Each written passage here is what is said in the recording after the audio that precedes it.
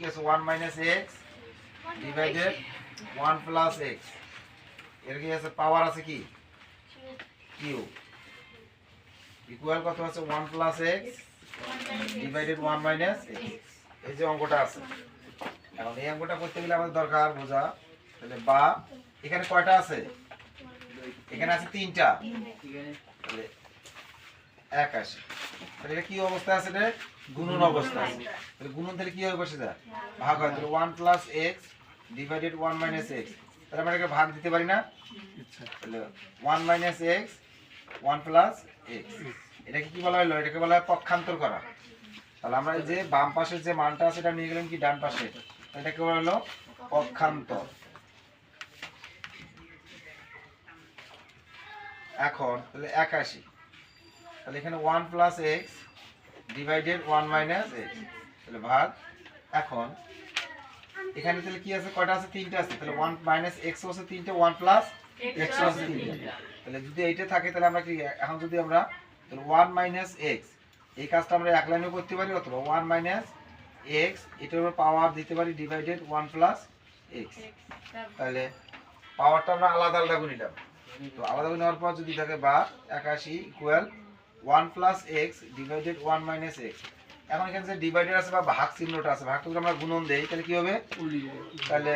ব্যস্তকরণ হবে বা বিপরীতকরণ, তাহলে লবটা হবে হর, হরটা হবে লব। 1 প্লাস এক্স পাওয়ার এটা কি আছে কিউব, 1 মাইনাস এক্স পাওয়ার হচ্ছে কিউব, এটা ব্যস্তকরণ, এটা কি এটাকে ব্যস্তকরণ বলা হয় কিংবা বিপরীতকরণ বলা হয়, তাহলে ব্যস্তকরণ। তাহলে 81 ইকুয়াল, তাহলে এখন তো উঠে যায় না, তাহলে লব লবে দিয়ে লব লবে গুণ করব, হর দিয়ে হরে গুণ, তাহলে এখানে 1 প্লাস এক্স আছে কত 3টা, এখানে আছে একটা, কত হবে 4টা, তাহলে 1 plus x to the power 4 divided, তাহলে 3টার একটা 1 minus x to the power 4, তাহলে কি 1 plus x to the power 4 divided 1 minus x to the power 4, কিন্তু এখানে আছে কত 81, তাহলে এখন এই দিক লক্ষ্য করি, এইখানে এখানকার সূচকটা যেহেতু হচ্ছে কি 4, সূচক যেহেতু হচ্ছে 4, তাহলে এখানে 81 আছে, এই 81টাকে এমন সংখ্যা দিয়ে ভাঙাবো যার সূচক বা পাওয়ারটা হবে কত 4, তাহলে যদি আমরা এটাকে 3 পাওয়ার 4 দেই, 3 পাওয়ার 4 তাহলে কত হয় 81। এখন এই যে 3 পাওয়ার 4টা কোথায় গিয়ে পেলাম, এটাকে রাফ যদি আমরা করি, দেখো এটা যে কোনো মৌলিক মানে যে কোনো অঙ্ক বা সংখ্যাকে যদি আমরা ভাঙাই তাহলে তার সূচক বের করার জন্য কি লসও করতে পারি, আর লসও করলে কি বের হবে, মৌলিক সংখ্যাগুলো বের হয়। তাহলে যদি আমরা 3 দিয়ে দেই, দেখো 3 দুগুণে 6 থাকে কত 2, তাহলে আমি বসাই কত 21, 3 7 21, আবার 3 বসাই 3 9 27, আবার 3 দেই 3 3 কে 9, তাহলে এখানে 3 3 আছে 4টা নাকি, 3 4টে হলো একটা বেজ, তাহলে 1 2 3 4 পাওয়ার হচ্ছে বুঝছে, তাহলে 3 পাওয়ার 4 যেহেতু এখানে আছে, তাহলে এটাকে তো আছে, এটা তো 4 আছে পাওয়ার, তাহলে 1 plus x divided 1 minus x, তাহলে এটার পাওয়ার কত দিলাম 4, তাহলে এখন এই পাওয়ারটা দেখো কি উপরে নিচে দুটোতেই কিন্তু আছে,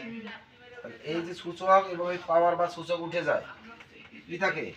3 equal 1 plus x divided 1 minus x, তাহলে বা কি থাকে এটাকে আমরা আর গুণন করি, এই নিচে আছে কত 1 দিয়ে আমরা এটা গুণ করি, তাহলে কি হচ্ছে, তাহলে এটা দিয়ে গুণ করো, 3 ইনটু 3x প্লাস মাইনাস কি হয় মাইনাস 3x ইকুয়াল, তাহলে 1 দিয়ে গুণ করি, তাহলে 1 প্লাস x, এটা কি গুণ হলো আর গুণ। তাহলে এখন আমরা কি করি, x গুলো একদিকে নেই, সংখ্যাগুলো একদিকে নেই, তাহলে x গুলো কি আছে দেখো তো, তাহলে বাম পাশে আছে কি মাইনাস 3x, মাইনাস আছে 3x ইকুয়াল সরি, তাহলে মাইনাস 3x, তাহলে এই প্লাস x টা শিখবে এখানে মাইনাস x পক্ষান্তর করতেছে কিন্তু,